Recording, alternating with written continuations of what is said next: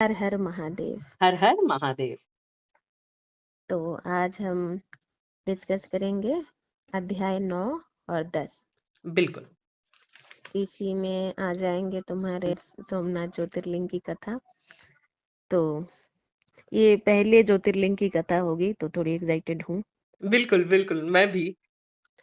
और ये भी समुद्र मंथन जितना ही इम्पोर्टेंट है, क्योंकि पहली ज्योतिर्लिंग की कथा है। बिल्कुल। तो अगर हम थोड़े ओवरवेल्म रहे हम दोनों, तो पार्डन अस दर्शकों। तो श्रोताओं, मुझे एक्चुअली कहना चाहिए श्रोताओं, क्योंकि हाँ यहाँ हाँ। दर्शक देखने के लिए तो कुछ नहीं, सुनने के लिए ही है, श्रवण के लिए ही है। तो बिल्कुल श्रोताओं, है ना। बिल्कुल। तो ठीक है, तुम अध्याय 9 से शुरू करो हिंदी में, फिर मैं इंग्लिश में। जरूर जरूर। हम्म। चलिए, तो हर हर महादेव बोलते हुए 9वां अध्याय हम प्रारंभ करते हैं। और इसमें थोड़ा सा जो पहला अंश है 9वां अध्याय का, उसमें थोड़ी सी बातें समुद्र मंथन की भी आई हैं, एक पैराग्राफ के आसपास। और उसके बाद शुरू होता है राहु केतु का थोड़ा सा विवरण रहेगा। तो शुरू करते हैं। छल वश राहु के अमृत पान करने से भगवान विष्णु क्रोधित होकर उस पर अपने सुदर्शन से प्रहार करते हैं, जिससे राहु का धड़ शरीर से अलग हो जाता है। पर क्योंकि अमृत उसके कंठ तक चली जाती है, तो वह मृत्यु को प्राप्त नहीं होता। और भगवान विष्णु उसे बताते हैं कि छल वश उसने अमृत धारण किया है। इसी अपराध के लिए उन्होंने राहु का मस्तक काटा, और तब से वह अमर हो गया। सर राहु तथा धड़ केतु कहलाया। भगवान विष्णुदेव इसके उपरांत उसे नक्षत्र मंडल में स्थान देते हैं, और वहां से राहु सूर्य और चंद्रदेव को ग्रसित करने की बात कहता है, क्योंकि उन्हीं के कारण राहु का मस्तक कटा है। वह कहता है कि सृष्टि में ग्रहण छा जाएगा। पर भगवान विष्णु सूर्य एवं चंद्रदेव को आश्वस्त करते हैं कि राहु ज्यादा देर तक उन्हें ग्रसित नहीं कर पाएगा। विष्णुदेव कहते हैं कि संसार उनकी ग्रहण से मुक्ति के लिए प्रार्थना करेगा, और इस कष्ट से वे मुक्त हो जाएंगे। उधर समस्त देवतागण कैलाश को गमन करते हैं और महादेव को सूचित करते हैं कि मंथन की प्रक्रिया संपूर्ण हो गई। इसी सभा में मां लक्ष्मी और विष्णु भगवान के समस्त देवतागणों के समकक्ष विधि पूर्ण विवाह करवाया जाता है, और कैलाश हर हर महादेव के नारे से गूंज उठता है। उधर ऋषिगण ब्रह्मदेव के पास एक यज्ञ करने की सुझाव लेकर जाते हैं। वे ऋषिगण यह कहते हुए कि मंथन के कारणवश जलवायु प्रदूषित हो गई है और मानव जाति पर इसके दुष्प्रभाव पड़ रहे हैं, यह यज्ञ लोक कल्याण के लिए अत्यंत आवश्यक है, जिस पर ब्रह्मदेव अपनी सहमति देते हैं। ऋषिगण ब्रह्मदेव से यह भी अनुरोध करते हैं कि वे यह यज्ञ प्रयाग में करना चाहते हैं, और क्यों ना ब्रह्मदेव ही समस्त देव गंधर्वों को इस यज्ञ का निमंत्रण दे। जिस पर ब्रह्मदेव उन्हें आश्वस्त करते हैं कि यह कार्य उनके मानस पुत्र नारद करेंगे। इसके उपरांत ब्रह्मदेव से आज्ञा लेकर नारद मुनि विष्णु लोक जाते हैं, एवं विष्णु भगवान और माता लक्ष्मी को यज्ञ के लिए निमंत्रण देते हैं। इसके पश्चात वे कैलाश को जाते हैं, जहां उनकी भेंट माता सती से होती है, और इसी बीच महादेव वहां पधारते हैं। नारद जी महादेव एवं माता सती को यज्ञ के बारे में बताते हैं और उन्हें आमंत्रित करते हैं। उधर उस महान यज्ञ का भव्य आयोजन होता है, और ब्रह्मा विष्णु महेश वहां पधारते हैं। यज्ञ आरंभ होता है। उसी बीच प्रजापति दक्ष भी वहां पधारते हैं, परंतु सबको आदर में खड़ा देख और महादेव को उनके स्थान पर बैठे हुए देखकर दक्ष अत्यंत क्रोधित होते हैं, और क्रोध में महादेव का अपमान करते हैं। इसी बीच ऋषि दधीची और ऋषि भृगु में मतभेद होता है। ऋषि भृगु दक्ष के तरफ होते हैं, और वहीं दधीची महादेव के पक्ष में बोलते हैं। दक्ष विवेकहीनों की भांति महादेव का अपमान करते रहते हैं। विष्णुदेव भी दक्ष को समझाते हैं कि कहीं उन्होंने अपना विवेक तो नहीं खो दिया। सबके एवं नंदी के समझाने के पश्चात भी दक्ष माफी नहीं मांगते। सभी देवतागण, भगवान विष्णु एवं ब्रह्मदेव भी दक्ष को बहुत समझाते हैं, पर उनकी बुद्धि दुर्बुद्धि में परिवर्तित हो गई होती है। उसी वक्त नंदी क्रोधित होकर उन शिव द्रोहियों को श्राप दे देते हैं कि वे सदा मद लोभ में लगे रहेंगे, और नंदीश्वर दक्ष को भी श्राप देते हैं कि वे पशु समान हो जाएंगे। महादेव सबको शांत करवाकर उस यज्ञ से चले जाते हैं। भगवान शंकर के हुए अपमान के कारण नंदीश्वर अत्यंत दुखी होते हैं।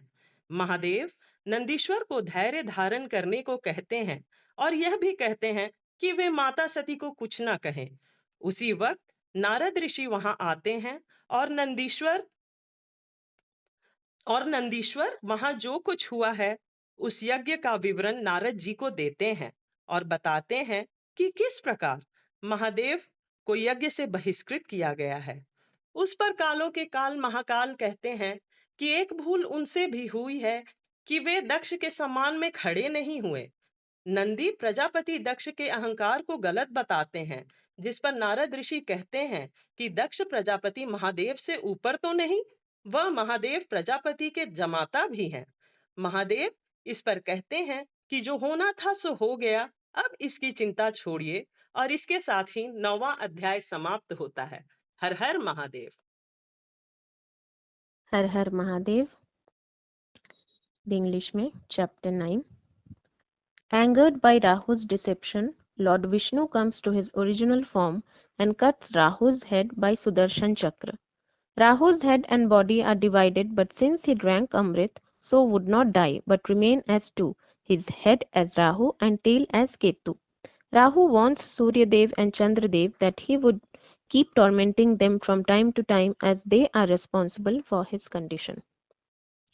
After Samudra Manthan, everyone goes to Kailash. Lord Vishnu gets married to Devi Lakshmi. Everyone hails Tridev, Lord Brahma, Lord Vishnu and Lord Shiva. All sages come to Brahmalok.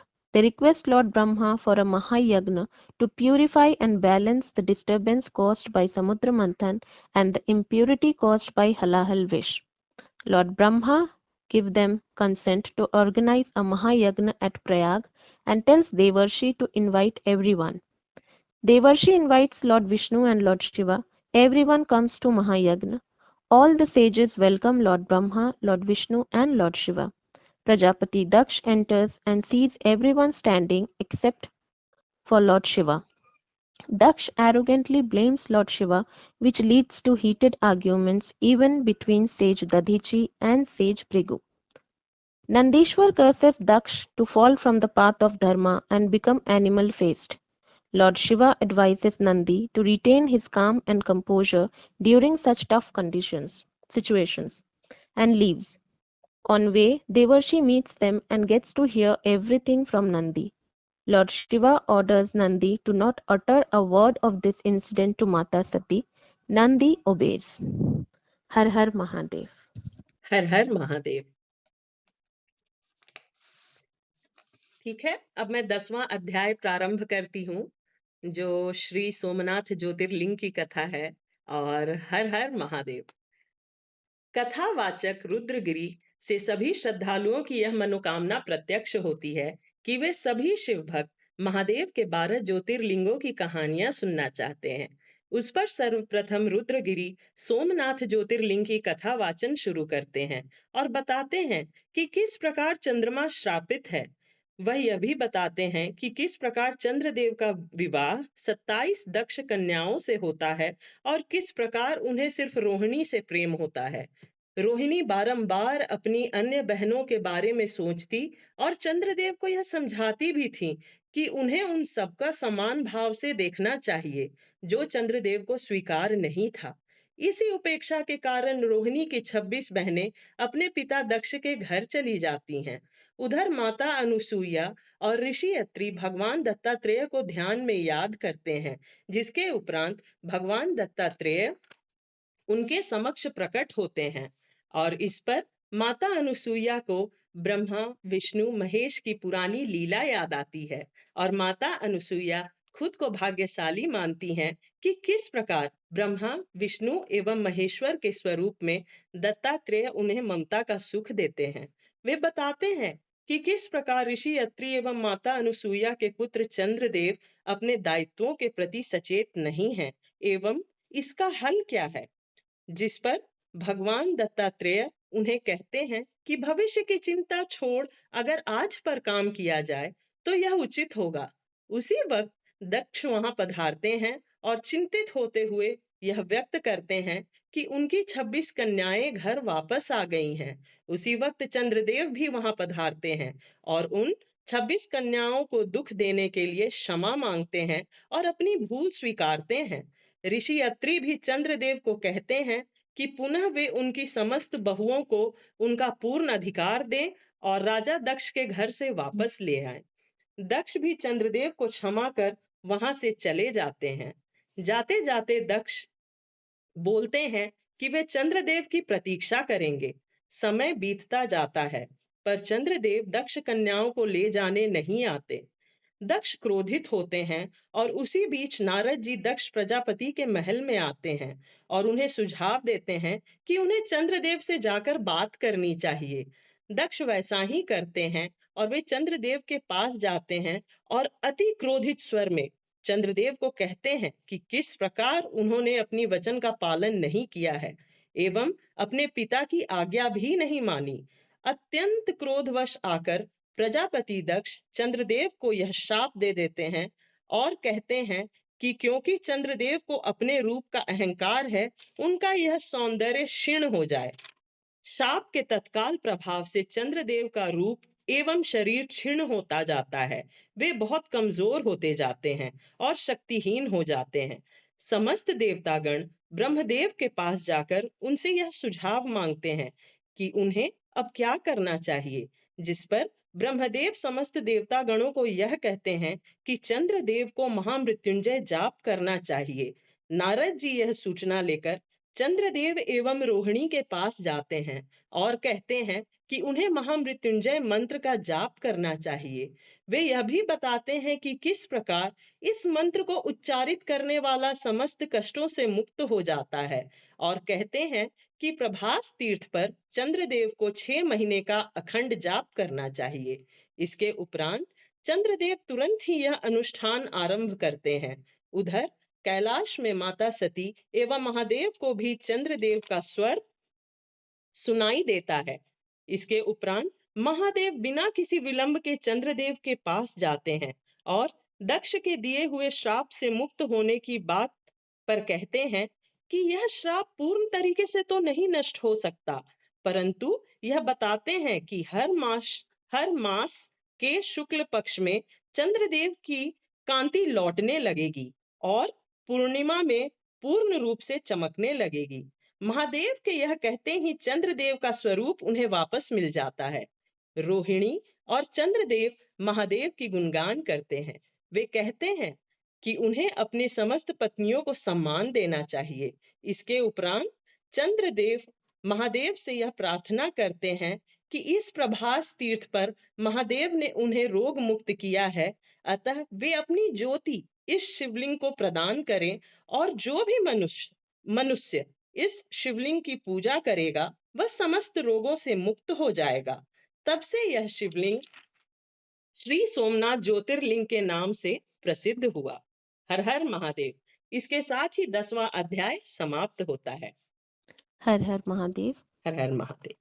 Chapter 10 Story of Somnath Jyotirling. Daksha Prajapati's 27 daughters gets married to Chandradev, but Chandradev loves only Devi Rohini. Sad due to this, other 26 daughters return to their father's kingdom. Sage Atri and Devi Anasuya remember their son Lord Dattatreya and ask him about Chandra. Lord Dattatreya advises them to explain Chandra his duties. Sage Atri and Devi Anasuya call for Chandra. Saddened by his daughter's grief, Daksh reaches Sage Atri's hermitage too. Sage Atri and Devi Anasuya order Chandra to take care of all his wives. Chandra promises Daksh obeying his parents, but forgets about it later. Devarshi reaches Daksha's kingdom and tries to pacify his anger, but Daksh goes to Chandralok fuming. Daksh curses Chandra to decay. Rohini gets heartbroken seeing Chandra's condition. All Devtas come to Lord Brahma and ask them for solution as Chandradev's decay is causing disbalance of universe.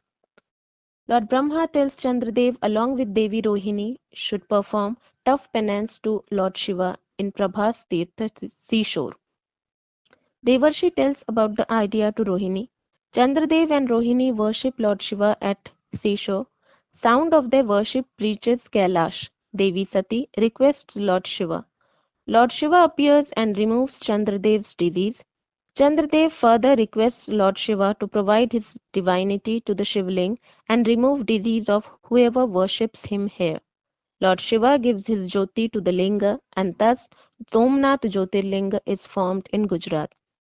Lord Shiva advises Chandradev to fulfill his duty towards all his 27 wives as a woman's tear can cause havoc. हर हर महादेव। हर हर महादेव। तो इस तरह से अच्छा मुझे लगता है अध्याय 9 का पूर्वावलोकन नहीं दिया गया है बिल्कुल बिल्कुल। और अध्याय 10 का तो शायद है, तो तुम अध्याय 10 का पूर्वावलोकन भी पढ़ ही लो। जरूर जरूर मैं पढ़ लेती हूँ।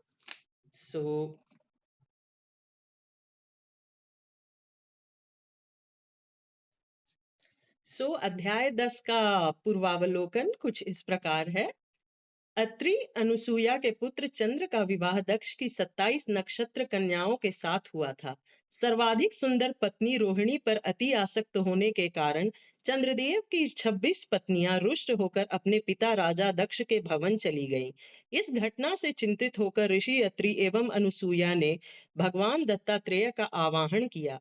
उनसे चंद्र के भविष्य के बारे में पूछा, जिस पर भगवान दत्तात्रेय ने चंद्र को सावधान करने का परामर्श दिया। उसी समय प्रजापति दक्ष तथा चंद्रदेव वहां पहुंचते हैं। माता पिता के अनुरोध पर चंद्र अपने ससुर दक्ष से क्षमा मांगते हैं और कहते हैं कि वे जल्द ही अपनी 26 पत्नियों को वापस बुला लेंगे, परंतु उनका ये आश्वासन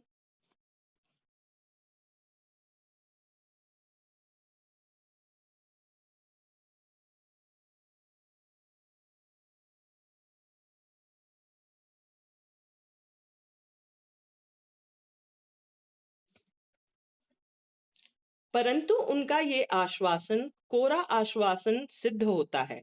रोहिणी में आसक्त चंद्र अपना वचन भूल जाते हैं। अपनी 26 पुत्रियों को शोक में देखकर रानी वीरणी प्राण त्यागने को प्रस्तुत होती है। तभी नारद मुनि वहां पहुंचकर उन्हें समझाते हैं, परंतु दक्ष का क्रोध जागृत हो जाता है।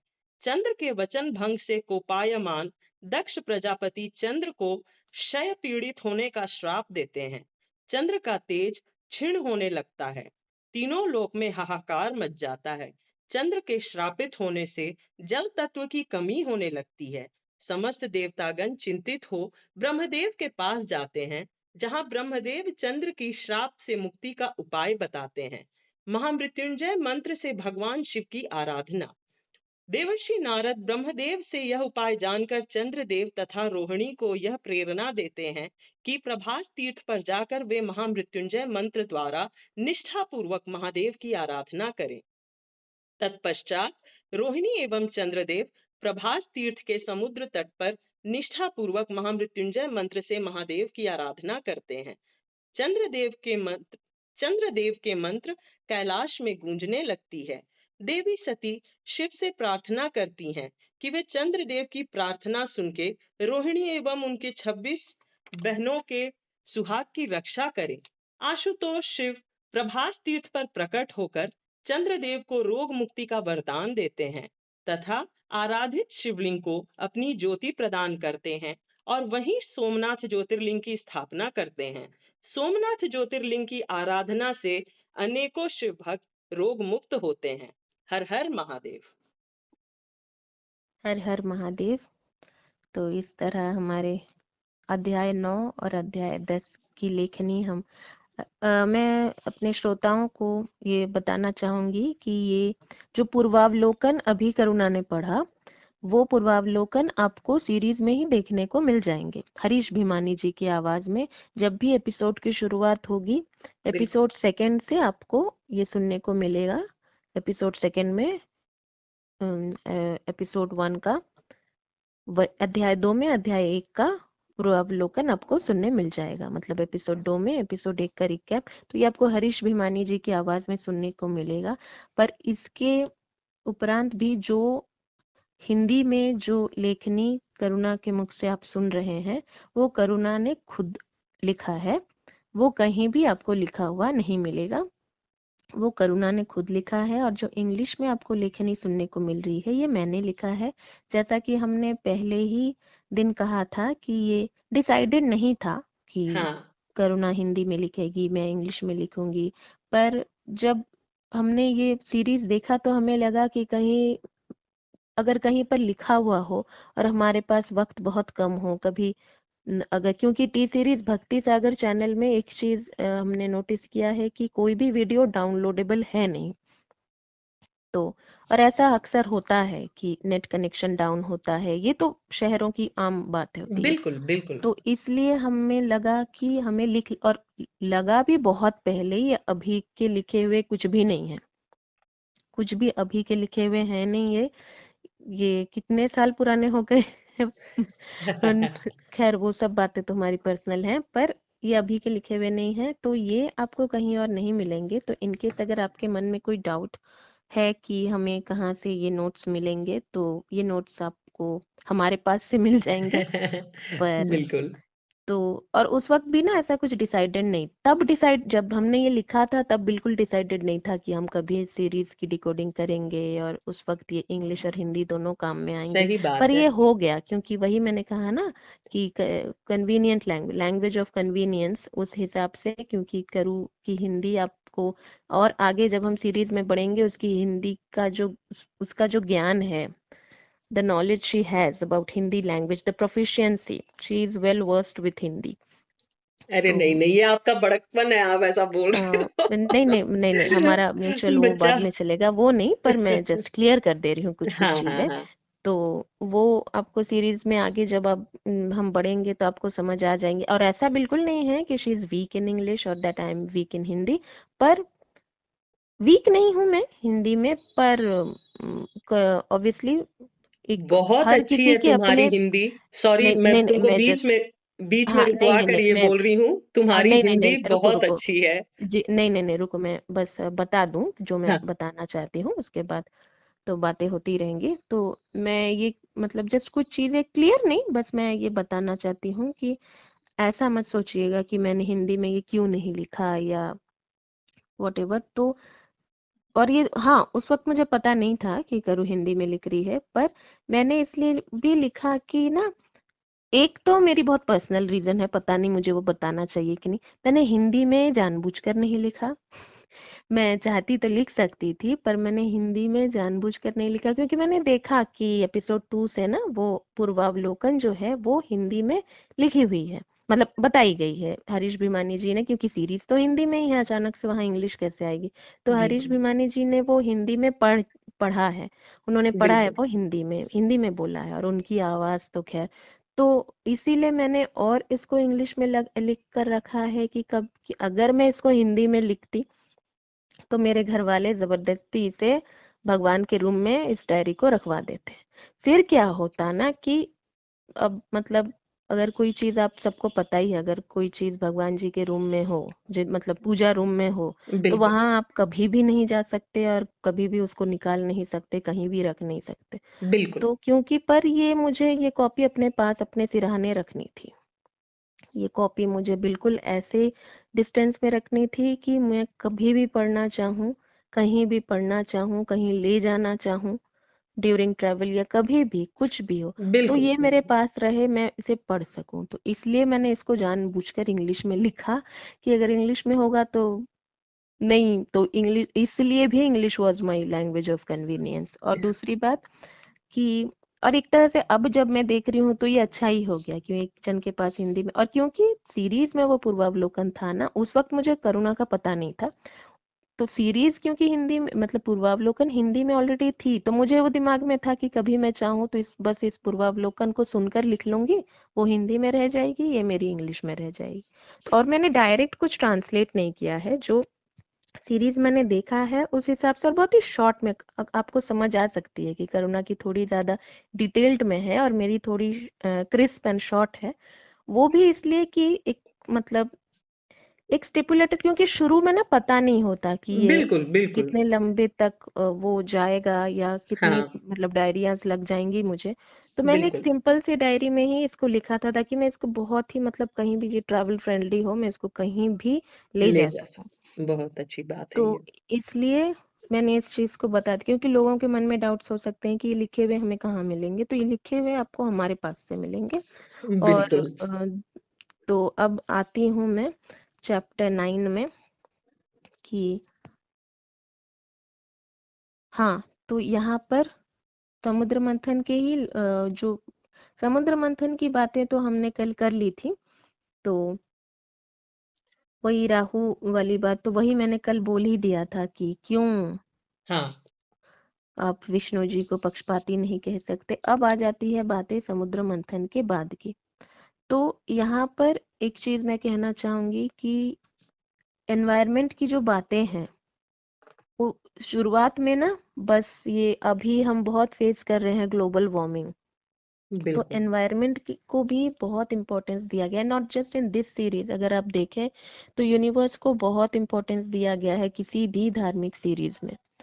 तो ब्रह्मांड के रचयिता ही तो ब्रह्मा जी हैं, और ये बिल्कुल कार्य उन्हें शिव जी ने दिया। आप कह सकते हैं ये कार्य उन्हें शिव जी ने दिया, आप विष्णु पुराण में देखेंगे ये कार्य उन्हें विष्णु जी ने दिया। पर जो हमें पता है, जो कि मैंने पहले ही क्या, हमें उन छोटी छोटी चीजों में नहीं पढ़ना है, बिल्कुल हमें ये बिल्कुल। देखना है कि एक चीज हर सीरीज में कॉमन है और जो सच है कि सृष्टिकर्ता ब्रह्मदेव, पालनकर्ता विष्णुदेव, संहारक महादेव।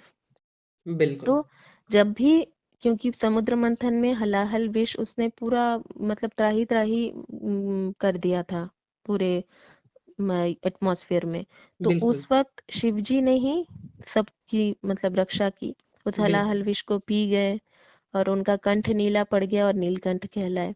बिल्कुल। तो ये शिव जी की महिमा है। और तो इसके बाद क्योंकि एक इतनी बड़ी घटना घटती है एटमॉस्फेयर में, तो उस चीज को बहुत अच्छे से दिखाया है कि उसके आफ्टर इफेक्ट्स होंगे।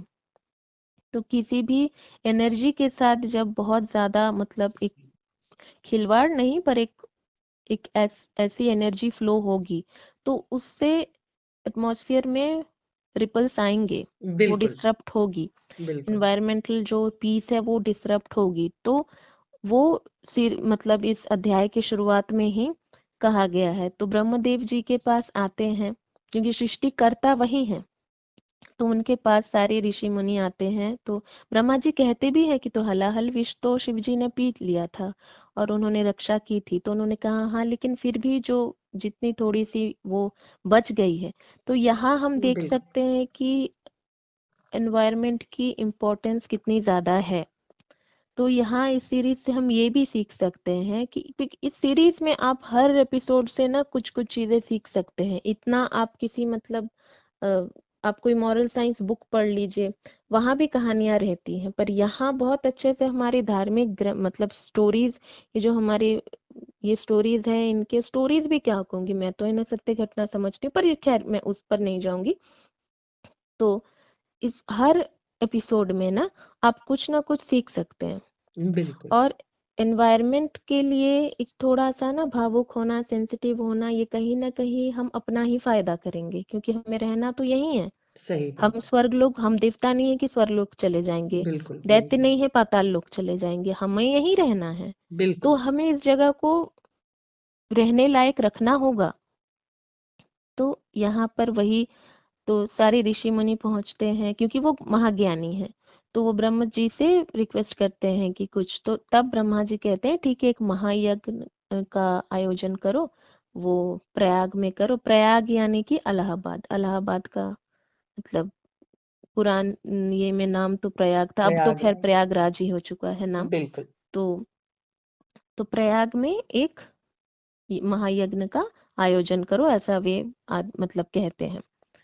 he gives his consent। तो और कार्यभार सबको, निमंत्रण का सारा कार्यभार देवर्षि पर आता है कि you invite all of them. तो देवर्षि भगवान विष्णु, भगवान शिव, अच्छा यहाँ यहाँ एक बहुत इम्पोर्टेंट, वो भी मैं कैसे मिस कर सकती हूँ, हमारे विष्णु जी का विवाह होता है देवी लक्ष्मी के साथ। हाँ, तो ये बिल्कुल। बहुत ही सुखद घटना है। हाँ, हाँ, तो क्योंकि इसके बाद सुखद घटनाएं थोड़ी कम घटेंगी, तो एपिसोड 5 तक, समुद्र मंथन के पहले तक सब कुछ बहुत ही सुखमयी था। सब कुछ हर हाँ, तरफ मतलब वातावरण में सुख ही सुख सुख। सुखी तो सुख। मैंने और करुणा ने काफी बार ये डिस्कस भी किया है कि बस ये सुख अगर कंटिन्यू रहता, लेकिन फिर अब दुख नहीं आएंगे तो कैसे होगा, लीलाएं कैसी होंगी, बिल्कुल, सीख कैसे बिल्कुल, मिलेगी, तो वो बिल्कुल। तो है। तो अब क्योंकि यहाँ ये थोड़ा सा सुख हमें इस बीच में, क्योंकि ये एपिसोड में दूर दूर तक कहीं सुख नहीं है, होना तो चाहिए था पर है नहीं। अब वो एक इम्बैलेंस को बचाने के लिए जो महायज्ञ होता है उससे बहुत कुछ इम्बैलेंस हो जाएगा, वो हम आगे जाएंगे। बिल्कुल, पर बिल्कुल। फिलहाल सिर्फ एक व्यक्ति के अहंकार की वजह से, खैर उसमें हम आएंगे आगे। तो यहाँ हमारे विष्णु जी की का शुभ विवाह संपन्न होता है हमारी माँ लक्ष्मी के साथ। मुझे मेरे मुंह से माँ ही निकलता है, देवी लक्ष्मी देवी पार्वती में लिखते वक्त जो मैं देवी लिखती हूँ, पर बोलते वक्त सोचते वक्त ना मैं माँ लक्ष्मी, माँ पार्वती, माँ काली, बिल्कुल, बिल्कुल। यही होता है, माता रानी, चलो हाँ, जय माता दी। जय माता दी। तो वही इसके बाद तो सब everyone hails Tridev, lord Brahma, lord Vishnu and lord Shiva, मैंने वो लिखा ही है तो हम भी कर लेते हैं। हर हर बिल्कुल। महादेव। हर हर महादेव। ओम नमो भगवते वासुदेवाय। ओम नमो भगवते वासुदेवाय। ओम प्रजापते नमः। ओम प्रजापते नमः। तो ये हमने भी कर लिया, हम भी तो है ही ना प्रजा, हम भी तो बिल्कुल, हैं उनकी बिल्कुल। प्रजा, त्रिदेव के प्रजा हैं हम। तो बिल्कुल। खैर अब आगे बढ़ते हैं। फिर तो देवर्षि पर निमंत्रण का भार पड़ता है, कार्यभार आता है, तो देवर्षि भगवान विष्णु भगवान शिव को निमंत्रण देते हैं और सभी को ही निमंत्रण वो देते हैं महायज्ञ के लिए। सब आते भी हैं, सारे ऋषि मुनि त्रिदेव की का स्वागत करते हैं। तब तक प्रजापति दक्ष पहुंचे नहीं रहते। एक तो सबसे पहली बात, ये पहुंचे नहीं रहते हैं सबसे आगे, और लेट से आते हैं, और आकर एक्सपेक्ट करते हैं कि सारे मेरे लिए उठ जाएं। अरे हवन तो चल रहा है ना। तो वैसे ही एक दो लोग उठ गए बहुत बड़ी बात है, और शिवजी के नाम, शिवजी का ध्यान हवन में था। और शिवजी में ना ये सब बातें जो हमने पहले एपिसोड में ही कहा था, हर एपिसोड में कहेंगे, शिवजी में ना वो आडंबर है नहीं। कमी क्या, मतलब आडंबर है नहीं, वो अपने भक्तों से भी ना कोई भक्ति का आडंबर एक्सपेक्ट नहीं करते। वो बिल्कुल। शो ऑफ होती है ना कि मैं तो चांदी के थाल में पूजा करूंगी, और मैं तो, खैर वो तो श्री हरि भी नहीं करते कि मैं तो वो करूंगी। जैसे कि मैंने कहीं पढ़ा था, थोड़ा सा ऑफ बीट है ये बात, पर क्योंकि भक्ति की जब बात आ रही है, जो आडंबर की बातें आ रही है, तो ये कहना बहुत जरूरी है।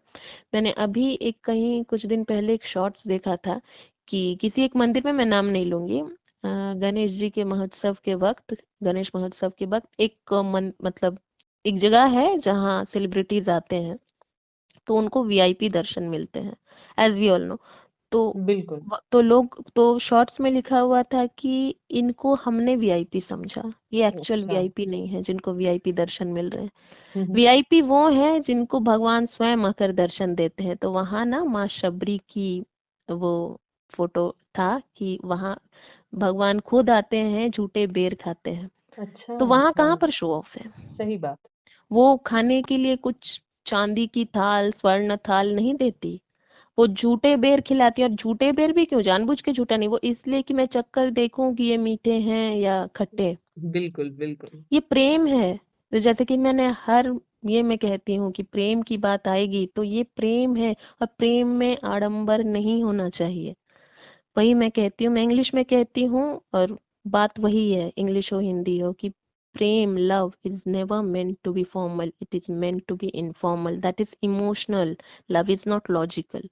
तो वह आडंबर कैसे आ सकता? तो ना शिवजी में ये चीज ऐसी ही है हाँ, हाँ। कि उनमें आडंबर बिल्कुल नहीं है। वो अपने भक्तों को मतलब वैसे, और क्या ही, अब दक्ष आगे जाकर दक्ष ऐसी बहुत सी अपमानजनक बातें उन्हें कहते हैं, जो एक सिंपल सी बात दक्ष को समझ नहीं आती। एक रॉयल लाइवलीहुड मतलब लीड करते करते उसका के मतलब दिमाग पर वो क्षतिग्रस्त दिमाग है हो चुका होता है उनका, वही वही। कि मैं ज्यादा कुछ नहीं बोलूंगी क्योंकि वो माँ सती के पिता। लीला ही सही उनकी, पर हम्म है तो पिता। हम्म। तो वैसे भी मैंने अकेले में भी कभी उन्हें कुछ बुरी बात नहीं कही, पर जितना कह सकती हूँ एज अ शिवा डिवोटी उतना तो कहूंगी ही। बिल्कुल बिल्कुल तो बिल्कुल। यहाँ मतलब, तो वो शिव जी पर जो आरोप भी लगाते हैं, एक जो अपमान भी करते हैं उनका, उन्हें एक, और ब्रह्मा जी उन्हें रोकते हैं, और सब उन्हें रोकते हैं। और मुझे यहाँ एक और ऋषि, क्योंकि वो ऋषि मुनि है इसलिए मैं कुछ कहूंगी नहीं, पर मुझे यहाँ ऋषि भृगु की भी बातें बहुत मतलब पक्षपाती लगती हैं। ऋषि दधीची बहुत मतलब सावधानी से दोनों तरफ के सम्मान को रखते हुए वो अपनी बातें सामने रखते हैं। बिल्कुल और बिल्कुल। ऋषि भृगु की बातें मुझे कहीं ना कहीं बहुत पक्षपाती लगती हैं। तो यहाँ मुझे ना कहीं वो, जैसे कि मैंने कहा कि ह्यूमन साइक वाली जो बात मैं दोहराऊंगी नहीं, जो मैं हमेशा कहती हूँ कि गुलशन कुमार जी की मतलब वो प्रोडक्शन हाउस की टी सीरीज जो भी धार्मिक फिल्में प्रोड्यूस करती हैं उसके बीच वो वाली बात मैं कहूंगी कि यहाँ ना ये नॉर्मल लाइफ में भी होता है।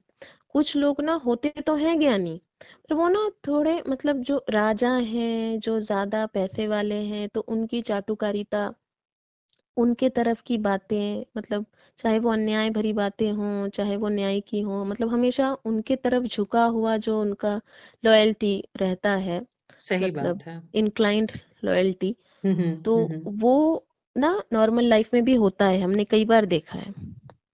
होता है ऐसा कि बिल्कुल ऐसा होना तो नहीं चाहिए पर ऐसा होता है, तो कहीं ना कहीं ये चीज ना वही मतलब वो चीज दर्शाती है कि, क्योंकि मुझे बिल्कुल भी समझ नहीं आ रहा था, मतलब मैंने बहुत सी धार्मिक सीरीज देखी हैं, तो ऋषि भृगु की ये आदत रही है, तो मुझे ना ये समझ नहीं आता कि क्यों है ऐसा, पर इतने ज्ञानी होकर वो ऐसे क्यों हैं। और वो तो पृथ्वी के भी कोई नॉर्मल सन्यासी नहीं है, सन्यासी नॉर्मल नहीं होते, पर वो तो पृथ्वी के भी नहीं है, वो तो मतलब उस सत्ययुग के हैं, तो मतलब बिल्कुल उस तब भी वो इतने मतलब ऐसे क्यों हैं।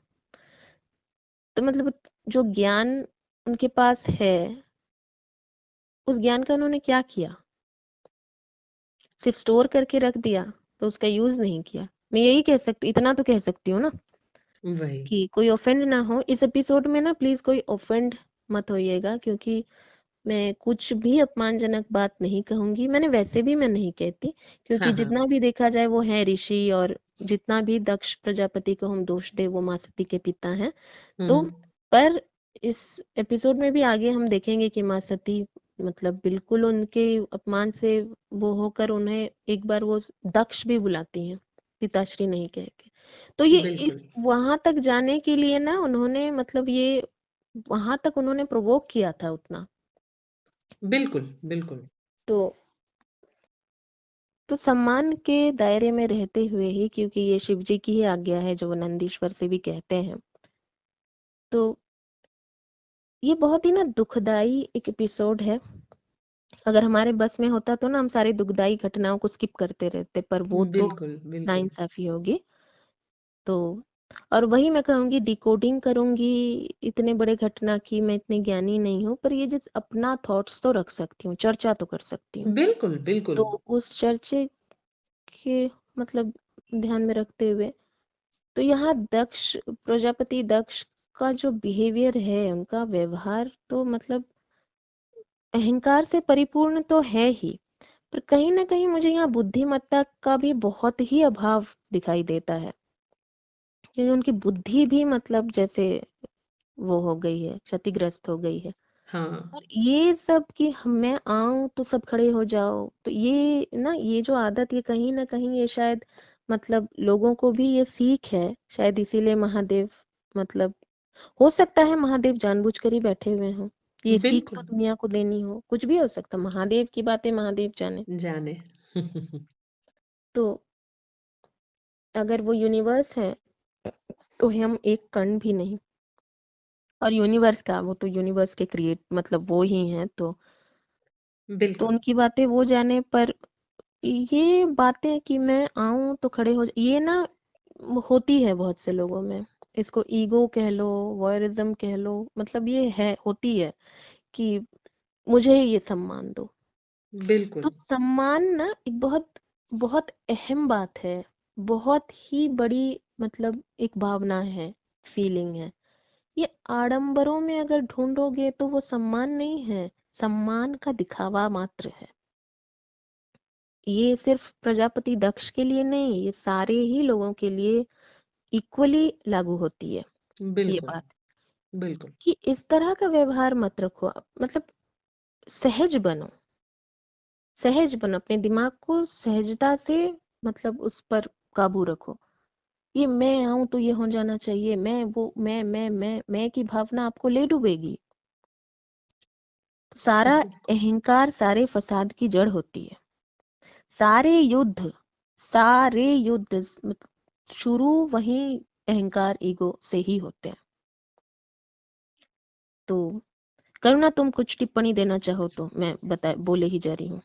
नहीं, नहीं, मुझे बस इतना बोलना है कि थोड़ा दुःख होता है जो जिस तरह की आपत्तिजनक और अपमानजनक बातें प्रजापति हाँ, दक्ष कहते मुझे हैं मेरे लिए महादेव को, बहुत बस हेवी मुझे है इतना ये। ही मतलब हाँ, इसके लिए मैं ना बोलना है। हमेशा वही, जब भी मैं देखती हूँ ना, कुछ कुछ जगह है इस सीरीज में, मैं वो ना बहुत कम देखती हूँ, मैंने एक ही बार देखा होगा, वही, वही बार देखा होगा। अब क्योंकि वही। हमें करना था तो मैंने दोबारा कुछ दिन पहले देखा था। बिल्कुल, बिल्कुल। पर जैसे कि मैं कहती हूँ, ये सीरीज एक थेरेपी है। तो पर उसमें ना कुछ कुछ जगह है जो मैं नहीं देख पाती हूँ।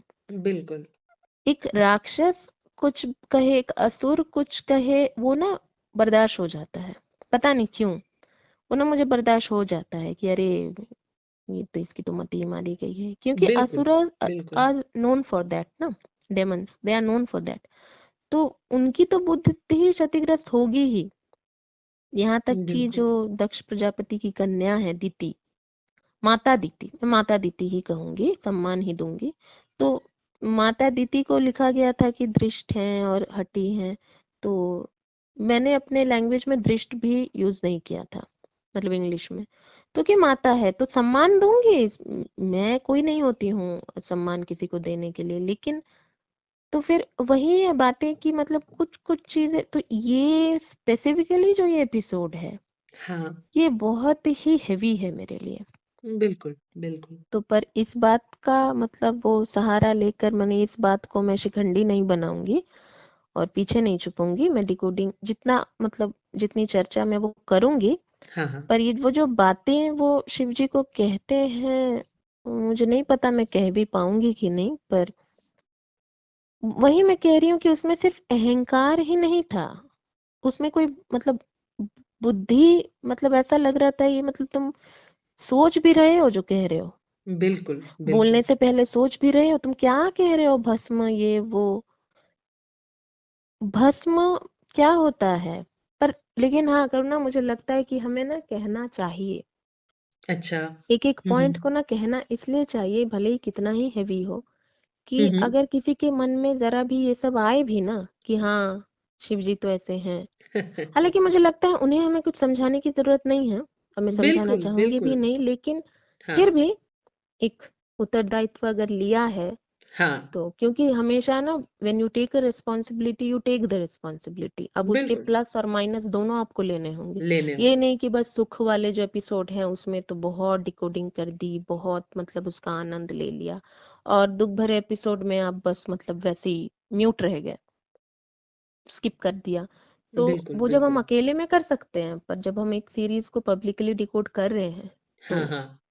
ये हमारा दायित्व भी है। तो बिल्कुल, किसी ने हमें बिल्कुल। दिया नहीं, हमने खुद ही जब लिया है, और खुद के लिए हुए दायित्व को तो और अच्छे से निभाना अच्छे चाहिए। से करना चाहिए, सही तो बात है। मतलब वो जो बातें वो कहते हैं कि भस्म और ये सब सोच कर ही मैंने, मुझे ना वो पूरा याद आ रहा है वो सीन। तो हाँ, हाँ। तो अब भस्म का मतलब पता है आपको? और आप जिस राजप्रासाद में हैं, आप जो अपने आप को दक्ष प्रजापति दक्ष कहते हैं, समझते हैं, जिस राजप्रासाद में हो, वो राजप्रासाद आपको क्यों दिया गया है? आपको ब्रह्मा जी ने वो कार्य सौंपा है। अब जैसे मैं एग्जांपल देती हूँ कि किसी आईएएस ऑफिसर को, है ना, उन्हें घर गाड़ी ये सब जो कंफर्ट्स हैं वो क्यों दिए जाते हैं? बिल्कुल। क्यों दिए जाते हैं? कि आप अपना काम बहुत अच्छे से कर पाओ। हाँ, छोटे-छोटे कंफर्ट्स के लिए आपको किसी तरह की कोई प्रॉब्लम ना हो, आप अपने काम को ठीक से कर पाओ, आपकी फैमिली भी ठीक से रहे, आप चिंता मुक्त रहो जितना हो सके। बिल्कुल, बिल्कुल। तो ये मेरी सोच है। सही है, एनीवन सही कैन है। डिफर, पर मेरी सोच है कि इसलिए दिया जाता है कि आप जितना हो सके उतना चिंता मुक्त रहो।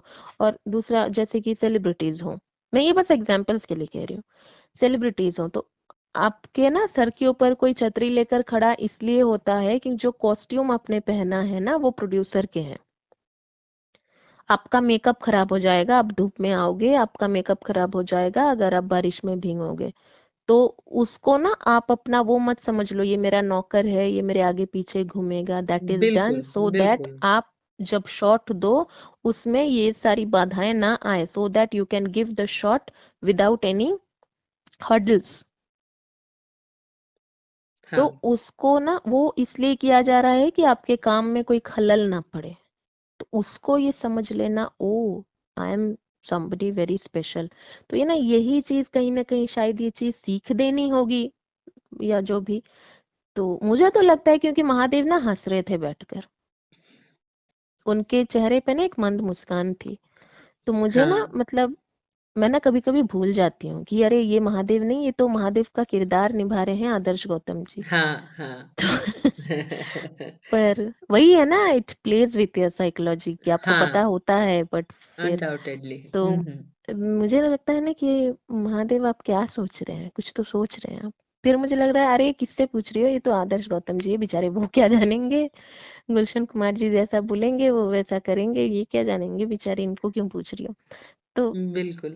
वो हो जाता है वो ना खुद के साथ वो कॉन्वर्सेशन और स्माइलिंग, वो इस पूरे सीरीज में मेरे साथ बहुत बार हुआ है, जितने बहुत बार भी बार, रिपीट बहुत करो बार। वो हुआ ही है।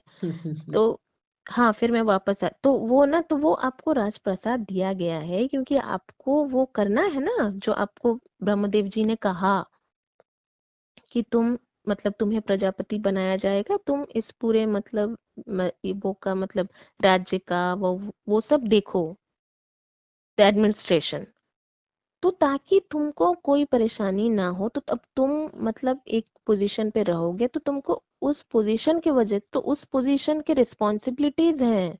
बिल्कुल। तुमको बस उसके कंफर्ट्स क्यों दिख रहे हैं, उसके पावर्स क्यों दिख रहे हैं। चलो चंद्रदेव के मामले में जो तुमने किया वो तुमने मतलब ठीक है, मैं फिर भी उसको एक पिता के हिसाब से मैं तुमको उसमें ब्राउनी पॉइंट्स दे सकते, मैं कौन होती हूँ किसी को ब्राउनी पॉइंट्स देने वाली, पर मैं ऐसे कह रही हूँ, हाँ, बेनिफिट हाँ। ऑफ डाउट है ना। हुँ। मेरे कैजुअल लैंग्वेज पे ना जाइए, और आज मैं बहुत ही हेवी फील कर रही हूँ तो मत जाइए। हाँ, हाँ।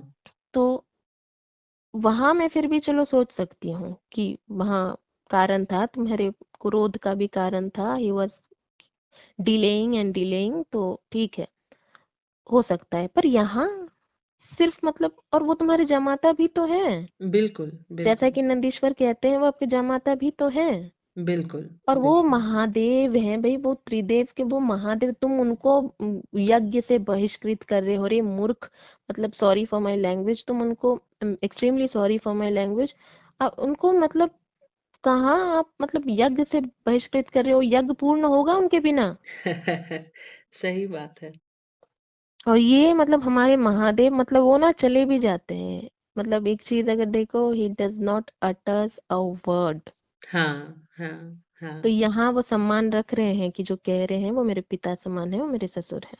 बिल्कुल, तो दिस बिल्कुल। ऑल्सो टीचेस अ लॉट बिल्कुल, बिल्कुल। कि सामने वाला अगर आप पर बोल रहा है, अगर भगवान चुप रह सकते हैं ना कि वो मतलब पिता हैं मेरी धर्म पत्नी के, तो वो सम्मान मुझे उन्हें देना चाहिए। अगर वो चुप है हो सकते हैं ना, वो भगवान है, एक क्षण में वो क्या से क्या कर सकते हैं, पर चुप है ना।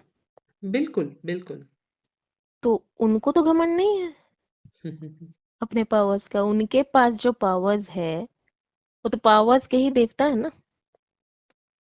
जो कहा मैंने एक से पहले एपिसोड में भी कि विष्णु जी ने भी एक बार कहा था कहीं मैंने कि एक सीमाहीन जो वरदान होता है वो केवल महादेव दे सकते हैं, कालों बिल्कुल, के काल महाकाल। बिल्कुल, बिल्कुल। और भोले, इतने भोले कि भोलेनाथ, दोनों ही हैं वो। तो वो ना एक शब्द भी नहीं कहते, पर यहाँ मैं नंदीश्वर को बिल्कुल कुछ मतलब वो नहीं दूंगी, ही वाज सो रिप्रेजेंटिंग अस की मतलब वो तो होगा ही। हाँ और जब वो नंदीश्वर श्राप देते हैं ना कि, तो ही वाज कंपेल्ड, यहाँ पे उनको मतलब दक्ष प्रजापति चुप नहीं हो रहे थे। नंदीश्वर का कोई इरादा नहीं था कि वो असम्मान करेंगे, कि हाँ उनको भी हाँ, पता था कि मेरी माता सती के पिता हैं। सही बात है। तो बट ही वाज कंपेल्ड, दक्ष प्रजापति चुप ही नहीं हो रहे थे। बिल्कुल बिल्कुल बिल्कुल बिल्कुल।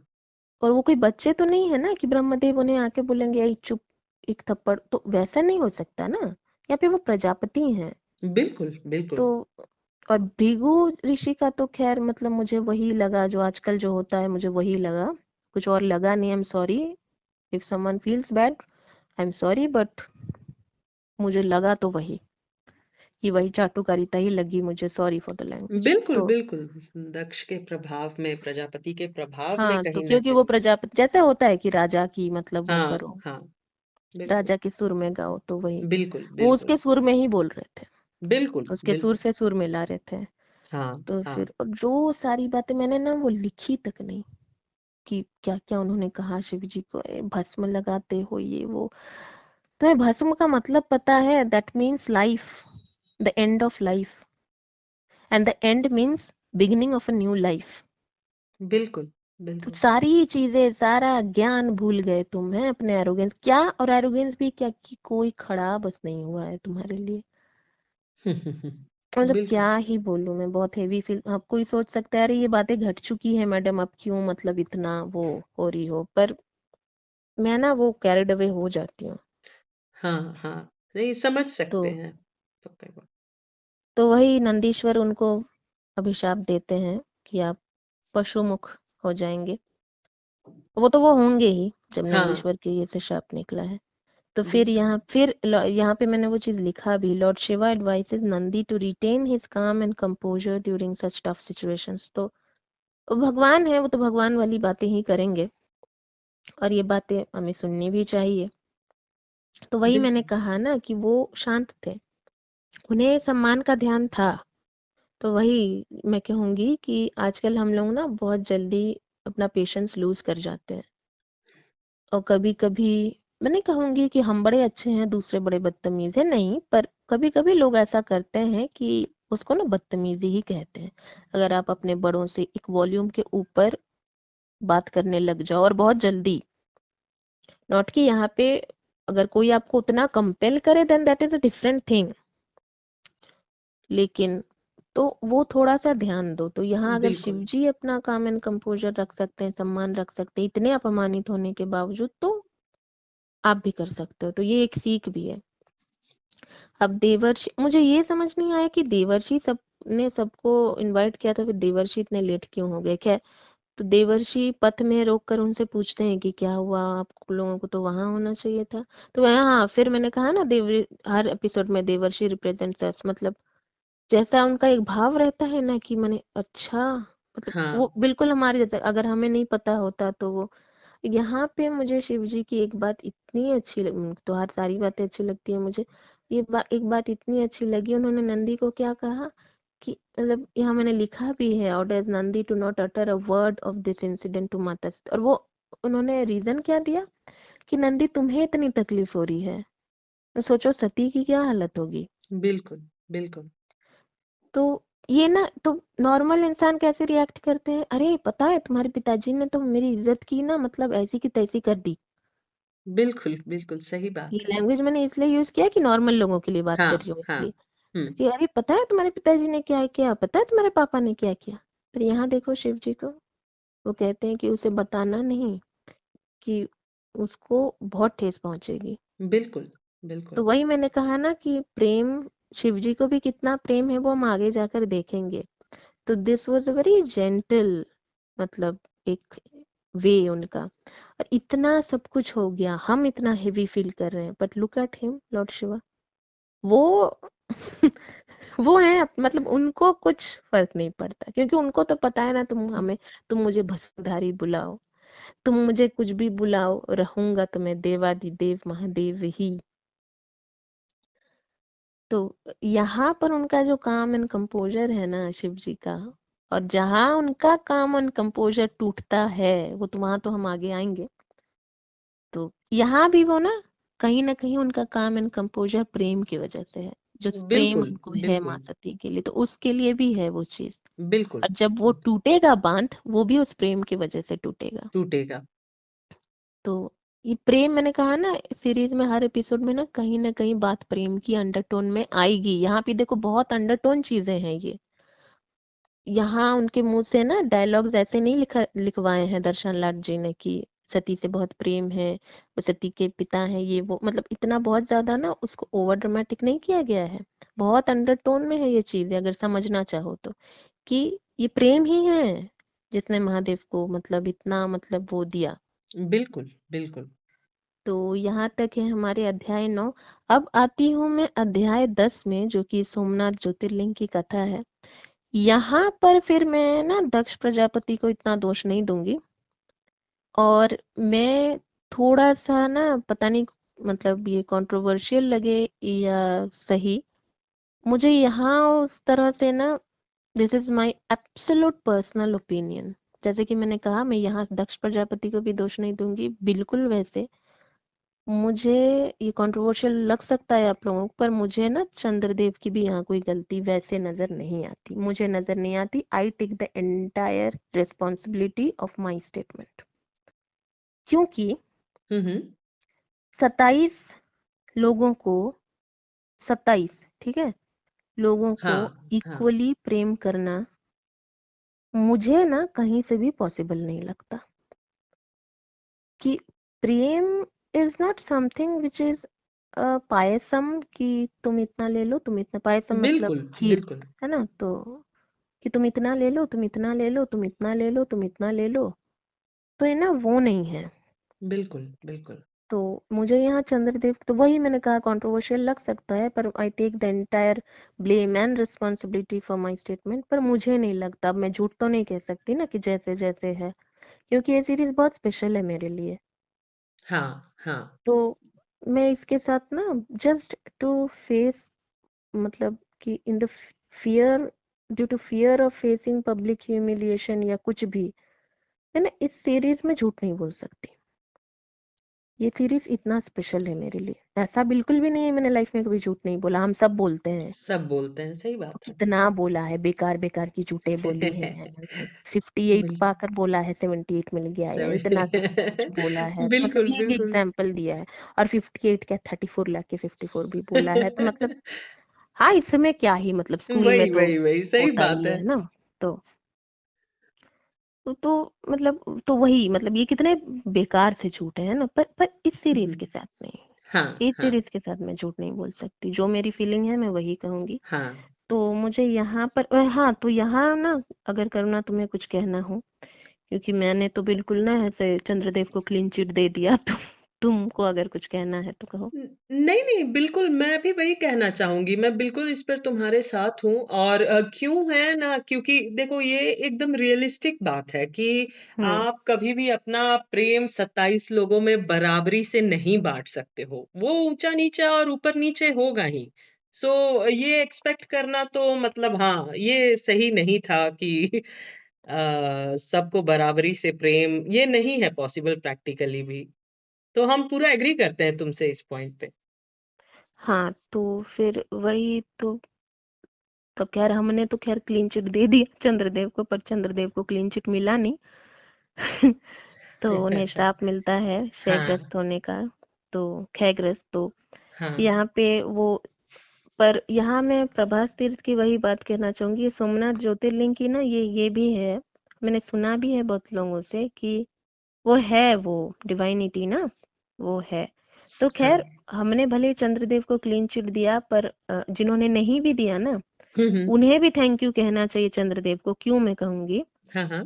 कि चंद्रदेव ने रोहिणी से ज्यादा प्रेम नहीं किया होता, उनको श्राप नहीं मिलता।